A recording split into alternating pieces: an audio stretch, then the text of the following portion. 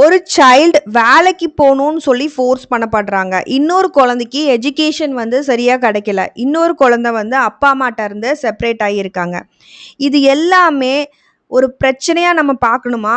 இல்ல அந்த இடத்துல வயலேஷன் ஆஃப் சைல்ட் ரைட்ஸ் நடந்திருக்கா? இன்னைக்கு வீடியோலயும் நம்ம இதை பத்தி தான் டிஸ்கஸ் பண்ண போறோம். Every child in the world has legal rights.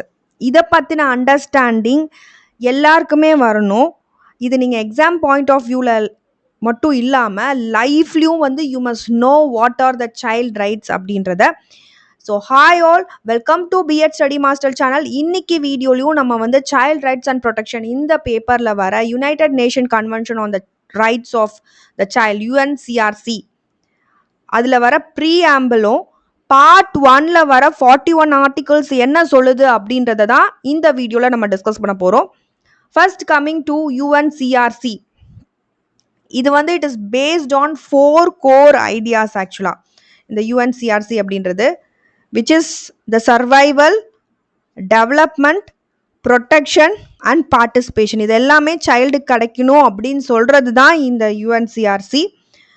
இதில் ஃபஸ்ட் எடுத்துட்டிங்கன்னா ப்ரீஆம்பிள். ஸோ ப்ரீஆம்பிள்னா அந்த ப்ரீஃபேஸ் புக்கோட இதுலேயே நீங்கள் வந்து ப்ரீஃபேஸ் பார்ப்பீங்களா, இன்ட்ரொடக்ஷன்.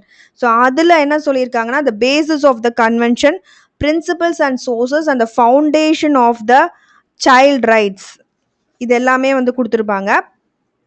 இது வந்து ஒரு ஸ்கூல் ரூல்ஸ் மாதிரி தான். நீங்கள் எதுவும் சொல்லி கொடுக்கறதுக்கு முன்னாடி நீங்கள் ரூல்ஸ் சொல்லுவீங்கல்ல, ஸோ அந்த மாதிரி தான் இந்த ப்ரீஆம்பிளில் கொடுத்துருப்பாங்க. UNCRC defines the base for all child rights here ப்ரீஆம்பிளில். Coming to the first basic principles என்னன்னு பார்த்தீங்க அப்படின்னா, சைல்டு அப்படின்றவங்க பிலோ 18 இயர்ஸ் இருந்தால் we call them as a child. And இந்த இடத்துல அந்த சைல்டுக்கு எந்த விதமான டிஸ்கிரிமினேஷன் பாகுபாடும் இருக்கக்கூடாது. Best interest of the child, அவங்களுக்கு என்ன இன்ட்ரெஸ்ட்டோ அது எடுக்கணும் நம்ம. And implementation of the rights கரெக்டாக இருக்கணும்.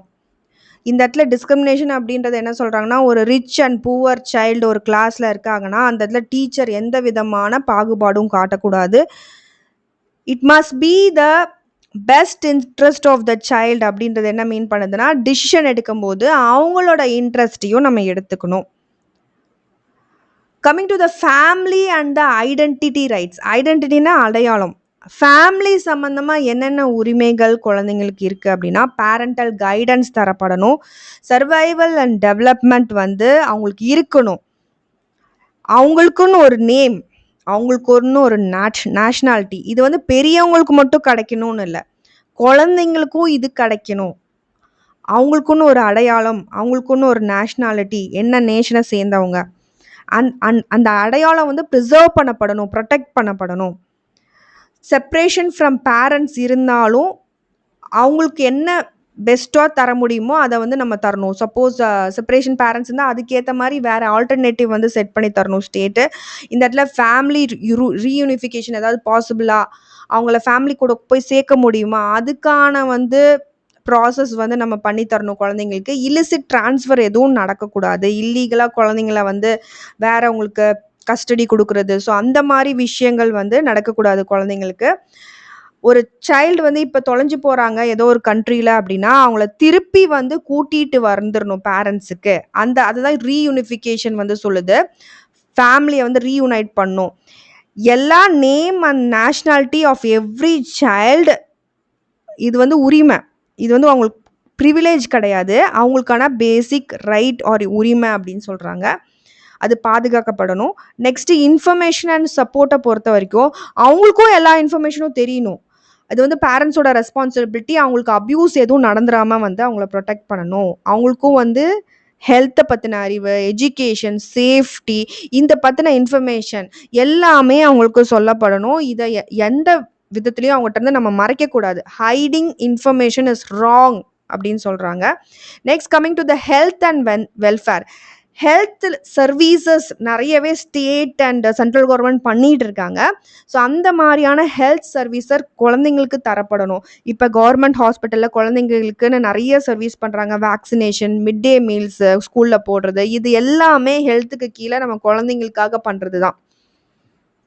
அண்ட் சோஷியலாகவும் அவங்க செக்யூர்டாக இருக்கணும். சோஷியல் செக்யூரிட்டி தரப்படணும். ஸ்டாண்டர்ட் ஆஃப் லிவிங் இருக்கணும் அவங்களுக்கும், ஒரு அடல்ட்டுக்கு இருக்க மாதிரியே. பீரியாடிக் ரிவ்யூ பண்ணணும் இதை. ஸ்டேட்டோ சென்ட்ரலோ பேசிக் நீட்ஸான ஃபுட், ஷெல்டர், கேர் எல்லாமே அவங்களுக்கு தரப்படணும். எஜுகேஷன்ஸ் ரைட் பொறுத்த வரைக்கும் பார்த்தீங்கன்னா, ஏற்கனவே சொன்ன அந்த ஃப்ரீ அண்ட் கம்பல்சரி எஜுகேஷன் அவங்களுக்கு தரப்படணும். கல்ச்சர் அண்ட் லாங்குவேஜ் ப்ரிசர்வ் பண்ணணும். பர்சனாலிட்டி டெவலப்மெண்ட் எல்லாமே இருக்கணும் இந்த எஜுகேஷன் ரைட்ஸு கீழே.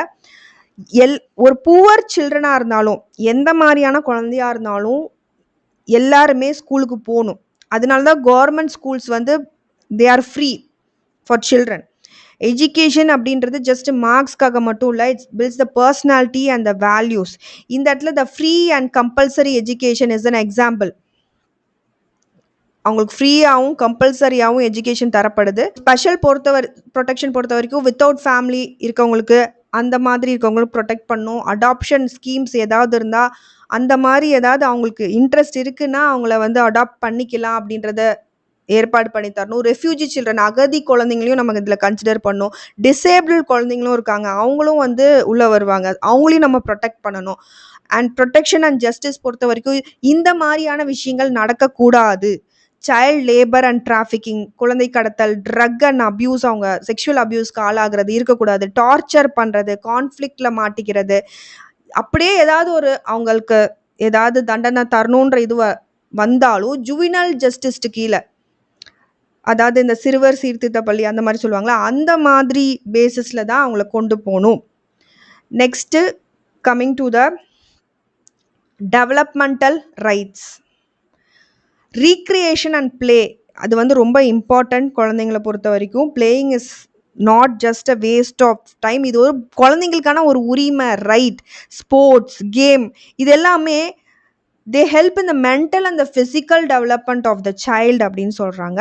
ப்ரொடெக்ஷன் ரைட்ஸ் பொறுத்த வரைக்கும் சைல்ட் லேபர் இல்லாமல் பார்த்துக்கணும், ட்ரக்ஸ் யூஸ் பண்ணாமல் பார்த்துக்கணும், எக்ஸ்ப்ளாய்டேஷன் நடக்கக்கூடாது குழந்தைங்கள, ப்ரிவென்ட் டிராஃபிக்கிங் அண்ட் அப்டக்ஷன், அதாவது குழந்தை கடத்தல், இந்த மாதிரி அதர் எக்ஸ்ப்ளாய்டேஷன் ப்ரொடெக்ஷன் இந்த மாதிரி தரணும். இப்போ ஒரு சைல்டு வந்து டீ கடையில் ஒர்க் பண்ணுறாங்க அப்படின்னா அந்த இடத்துல violation of the child rights நடந்திருக்கு. எனி ஃபார்ம் ஆஃப் அப்யூஸ் அவங்களுக்கு நடத்தப்படுதுன்னா அங்கேயும் வயலேஷன் ஆஃப் சைல்ட் ரைட்ஸ் நடந்திருக்கு. ஸோ இதெல்லாம் அவங்களுக்கான பேசிக் உரிமை. லீகல் அண்ட் சேஃப்டி ரைட்ஸ் பொறுத்த வரைக்கும் நோ க்ரூயாலிட்டி ஆர் டிடென்ஷன் இருக்கக்கூடாது. சைல்டு லெவலில் பார்த்தீங்கன்னா ஆர்மியில், ஆர்ம்டு ஃபோர்ஸஸ்லையோ ஒரு போராளியாவோ அவங்க இருக்கக்கூடாது. ஏன்னா அவங்க சில்ட்ரன் பிலோ 18 இயர்ஸ் இருக்காங்க. ரீஹாபிட்டேஷன் இருக்கணும். அந்த மாதிரி சப்போஸ் போயிட்டாங்க அப்படின்னா அவங்களுக்கான ரெக்கவரி சப்போர்ட் நம்ம தரணும். சைல்டு ஃப்ரெண்ட்லியான ஜஸ்டிஸும் லாவும் இருக்கணும். இப்போ சைல்டே ஒரு கமிட் பண்ணிட்டாங்க, ஒரு தப்பு க்ரைம் பண்ணிட்டாங்க அப்படின்னா அவங்கள வந்து அடல்ட் மாதிரி நீங்கள் ட்ரீட் பண்ணாதீங்க அப்படின்னு தான் இந்த ரைட்ஸ் எல்லாமே சொல்லுது. ஸோ இந்த இடத்துல த பெஸ்ட் லா, இன்டர்நேஷ்னல் லாலேயே த பெஸ்ட் லா ப்ரிவைல்ஸ் அப்படின்ற பாயிண்ட்டும் இருக்குது. எந்த லா வந்து அவங்கள மேக்ஸிமம் வந்து ப்ரொடெக்ட் பண்ணுதோ, இது வந்து இந்த லாவோட இன்னொரு இன்டர்நேஷ்னல் லா கரெக்டாக இருந்துச்சுன்னா அதுதான் வந்து ப்ரிவைல் ஆகும் சைல்டை பொறுத்த வரைக்கும் அப்படின்னு சொல்கிறாங்க. ஸ்டேட் லெவலில் ஒரு லா சொல்லுவாங்க, சென்ட்ரலில் ஒரு லா சொல்லுவாங்க, இன்டர்நேஷ்னல் லெவலில் ஒரு லா சொல்லுவாங்க. இதை பெஸ்ட்டு எந்த லாவோ அதுதான் ப்ரிவைல் ஆகும் அப்படின்றது தான் அதோட meaning. So that's it. Hope you understood. Thank you all for watching my video. N video உங்களுக்கு பிடிச்சிருந்தா லைக் பண்ணுங்க, ஷேர் பண்ணுங்க, கண்டிப்பாக பெல் பட்டனும் கிளிக் பண்ணுங்க. அப்போ தான் நாங்கள் ஏதாவது வீடியோ போட நோட்டிஃபிகேஷன் வரும். Happy learning to you all. Thank you.